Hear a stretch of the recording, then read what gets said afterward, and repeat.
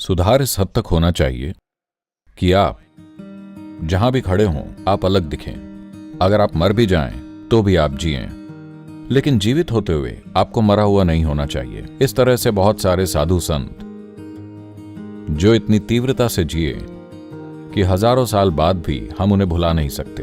आपके साथ इतना जरूर होना चाहिए कि आपका शरीर, आपका मन, आपकी भावनाएं, आपकी ऊर्जाएं आपके जीवन में रुकावट नहीं है।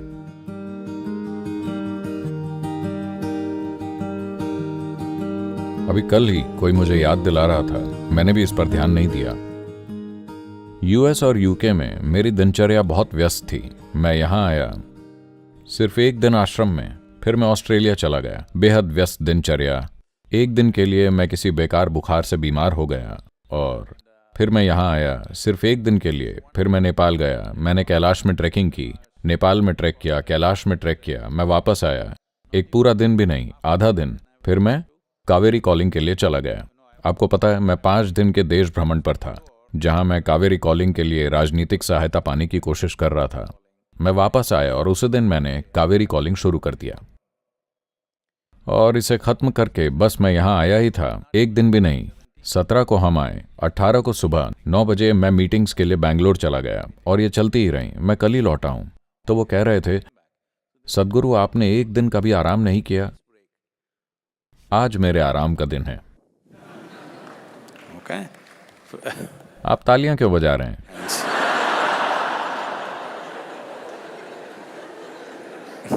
सुबह से फाइलों का ढेर लगा हुआ था और यहां पर आप सभी हैं Few.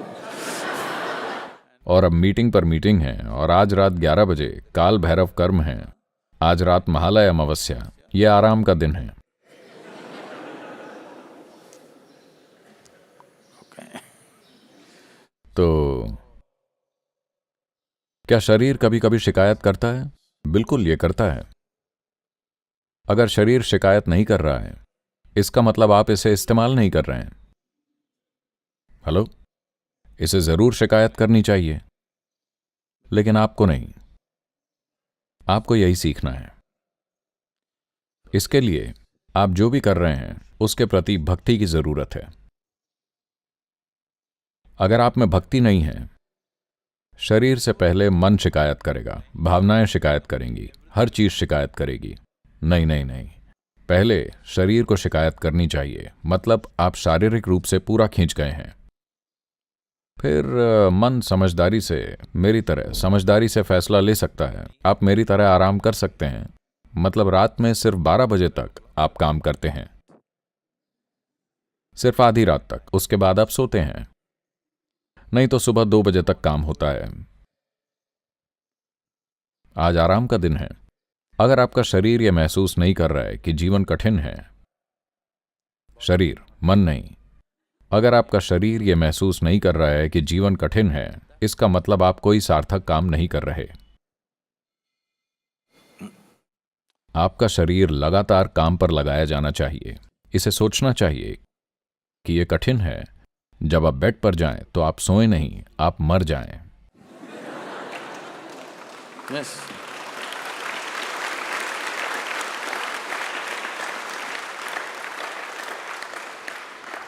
एक तकिया इस तरह, नींद नहीं आ रहा है।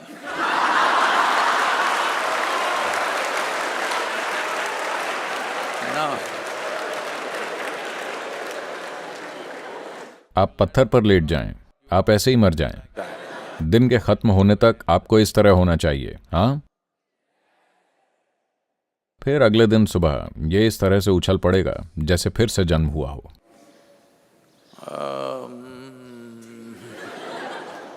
इस तरह नहीं। आपको महसूस होना चाहिए कि यह शरीर के लिए कठिन है, क्योंकि ये इसकी प्रकृति है। आप इससे जितना ज्यादा काम लेते हैं, ये उतना ज्यादा मजबूत बनता है, उतना ही बेहतर बनता है। हाँ,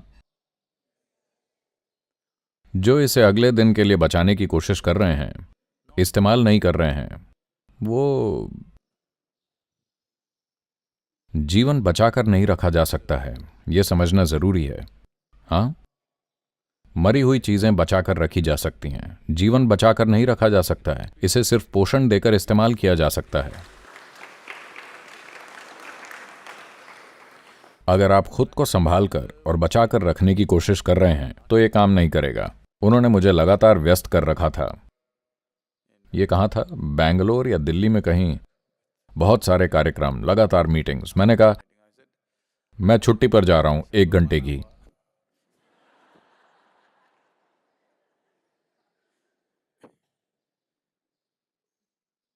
जब आप जवान हैं तो आपके जीवन में 1 घंटे की भी छुट्टी नहीं होनी चाहिए। हाँ, नहीं तो आप बहुत जल्दी बूढ़े हो जाएंगे। हाँ, जो बहुत ज्यादा छुट्टियां लेते हैं वो बहुत जल्दी बूढ़े हो जाते हैं। जब आप जवान हैं तो 5 मिनट भी छुट्टी नहीं लेनी है। इसका यह मतलब नहीं है कि आप कुछ कर रहे हैं।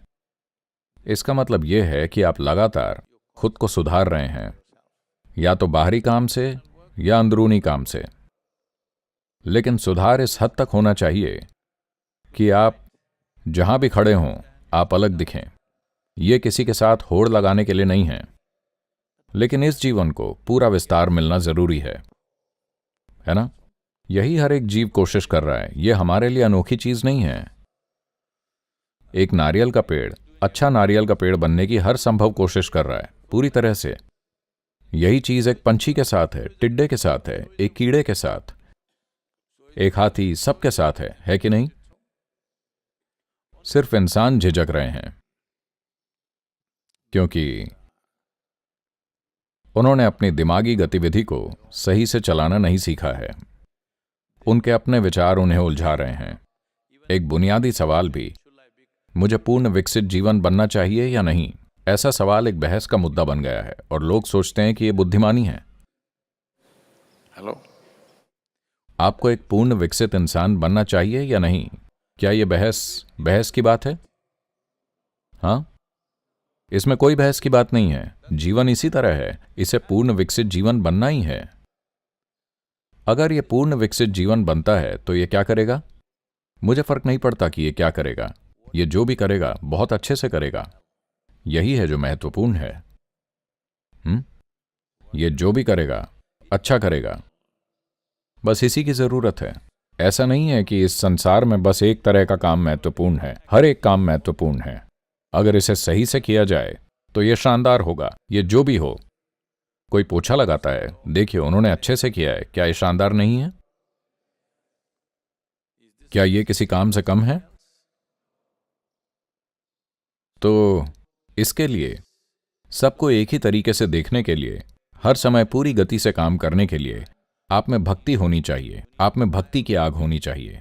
नहीं तो थायरे। मैं थायरे के खिलाफ क्यों बोल रहा हूं?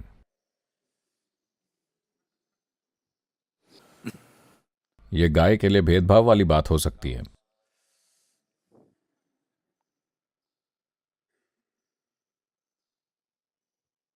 अगर आप मर भी जाएं तो भी आप जिएं, लेकिन जब आप जीवित हैं तब आपको मरा हुआ नहीं होना चाहिए, है कि नहीं?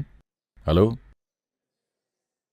जिन्होंने अपना जीवन सच में पूरी तरह से जिया, वो मरने के इतने लंबे समय बाद भी कुछ मायनों में जीवित हैं।